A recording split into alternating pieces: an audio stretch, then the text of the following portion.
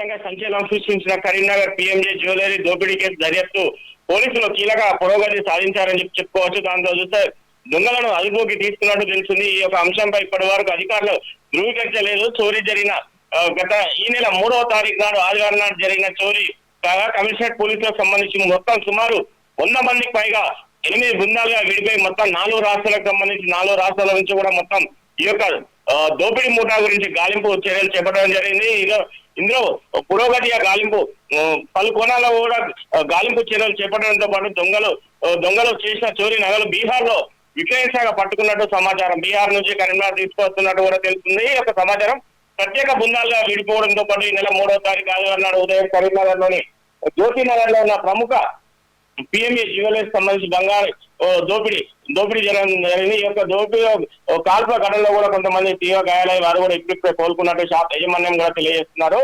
జనసంచారం లేని సమయంలోనే ఎక్కువగా పబ్లిక్ ఉన్న ప్రాంతంలో ఉన్న ఈ యొక్క షాప్ కు ఎలాంటి సిబ్బంది కూడా ఎక్కువ లేకపోవడంతో పాటు ఈ యొక్క దొంగతనానికి ఈజీగా జరిగిందని చెప్పేసి గత కొన్ని రోజుల నుంచి కూడా ఇక్కడ ఈ యొక్క దొంగల మూటా వచ్చి మొత్తం రెక్కి నిర్వహించుకుంటూ ఉండి ఈ యొక్క దోపిడీకి పాల్పడడం తెలుస్తుంది. ముఖ్యంగా చూస్తే ఈ యొక్క దొంగలు దర్యాప్తులో భాగంగా దొంగలు ఘటన అనంతరం కరీంనగర్ నుంచి ధర్మపురి వైపు పారిపోయినట్టు తెలిసింది. అక్కడి నుంచి పోలీసులు అక్కడి నుండి నేరుగా తమ వద్ద ఉన్న ఉపయోగించిన పల్సర్ బైక్ ను వదిలిపెట్టి గోదావరి నది దాటి పరారయ్యే సీసీ కెమెరాలు స్థానిక సమాచారంతో నిర్వహించడం జరిగింది. ఈ యొక్క మార్గం ద్వారా వారు మహారాష్ట్ర లేదా ఛత్తీస్గఢ్ వైపు వెళ్లి ఉండవచ్చు అని చెప్పేసి కొన్ని టీంలు అటు సైడ్ ప్రత్యేక బృందాలతో వెళ్లి ఆయా రాష్ట్రాలను గాలించడం జరిగింది. ఇదే కాకుండా మరికొన్ని బృందాలు కూడా ఇటు బీహార్ తో పాటు మహారాష్ట్ర, దాంతో పాటు ఇటు పశ్చిమ బెంగాల్, అదే కాకుండా చూస్తే మరి ఉత్తరప్రదేశ్, రాజస్థాన్ కూడా మరికొన్ని బృందాలు కూడా వెళ్లి వీరి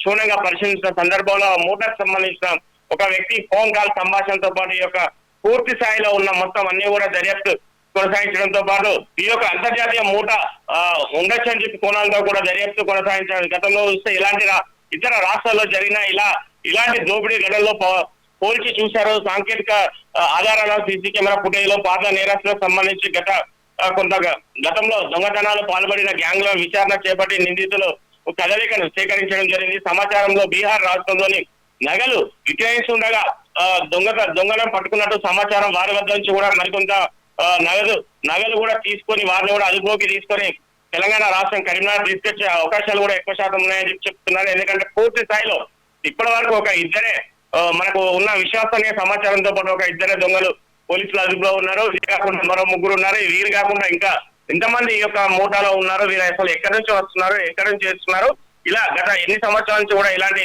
కదలికలు వీరిపైన ఇంకా ఎన్ని కేసులు ఉన్నాయని చెప్పేసి పూర్తి స్థాయిలో ఆరా తీసి ఇంకొకసారి ఇలాంటి ఘటనలు జరగకుండా ముందస్తు చర్యలు కూడా తీసుకోవాలని చెప్పేసి కరీంనగర్ సిపి కూడా ఆదేశాలు జారీ చేయడం జరిగింది. ఇదే కాకుండా చూస్తే ఈ యొక్క గతంలో ఇలాంటి బంగారం షాప్ లో జరిగిన దొంగతనాలు అయితే ఎవరైతే ఉన్నారో ఆ మూటాలకు సంబంధించిన వారిని కూడా పూర్తి స్థాయిలో విచారించి వారి యొక్క ఇది అంటే వారు ఎలాంటి దొంగతనాలు పాల్పడుతుంటారు, ఈ యొక్క చేసిన తరహాలో ఇది ఎవరైతే ఏ మూట అయితే పాల్గొన్నారో ఎవరని చెప్పేసి గతంలో చూసిన సీసీ ఫుటేజ్కి సంబంధించిన ఫోటోలు కూడా వారి రిలీజ్ కావడం జరిగింది. దాని ఆధారంగానే వీరికి సంబంధించి గతంలో ఎవరైతే దొంగల మూట ఉన్నారో వీరైతే ఏ జైల్లో ఉన్నారో వారికి సంబంధించిన వారి దగ్గర నుంచి ఏదైతే పూణే జైల్లో ఉన్నారో గత కొద్ది రోజులు కూడా అక్కడ వీరికి సంబంధించిన కొంతమంది నేరస్తులు ఉంటారు. వారి దగ్గర నుంచి వీరి పూర్తి స్థాయి డాటా తీసుకోవడం జరిగింది. ఒక డాటా తీసుకున్న తర్వాత వారి యొక్క ఫోన్ నంబర్ ఆధారంగా కూడా ట్రేస్ చేసిన ఒక అనుమానం కూడా వ్యక్తం చేయడం జరుగుతుంది. ఇదే కాకుండా చూస్తే వీరికి సంబంధించి రిలేషన్స్ ఎవరైతే ఉన్నారో వారిని కూడా పూర్తి స్థాయిలో అదుపులో తీసుకొని విచారించిన తర్వాతనే ఈ యొక్క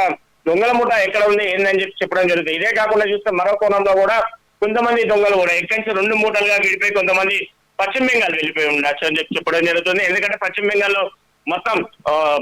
రాష్ట్ర వ్యాప్తంగా చూస్తే మొత్తం ఎన్నికల హడావిడి ఉంటుంది. అదే కాకుండా చూస్తే అక్కడైతే వారికి సేఫ్ జోన్ గా ఉంటుందని చెప్పేసి కూడా వెళ్ళిపోయారని చెప్పేసి ఒక కోణంలో కూడా కొంతమంది పోలీస్ బృందాలు కూడా అటు కూడా వెళ్ళిపోయి వారిని అక్కడ కూడా వారిపై విచారణ చేపట్టడం జరిగింది. ఇదే క్రమంలో చూస్తే వీరు వేసిన నిఘాతో పాటు పూర్తిగా అక్కడ ఉన్న ఏదైతే గోల్డ్ షాప్స్ ఉంటాయో ఆ ఒక షాప్ లకు వెళ్ళి వీళ్ళు కొంత బంగారం కూడా 1 కిలో 800 గ్రాముల పై చిలుకు కూడా వీళ్ళు దొంగతనం చేస్తుంది. దీంట్లో కూడా కొంత భాగంలో కొంత బంగారం కూడా అక్కడ విక్రయిస్తున్న సందర్భంలోనే వీరిని అదుపులోకి తీసుకున్నా అని చెప్పేసి కూడా తెలుస్తుంది.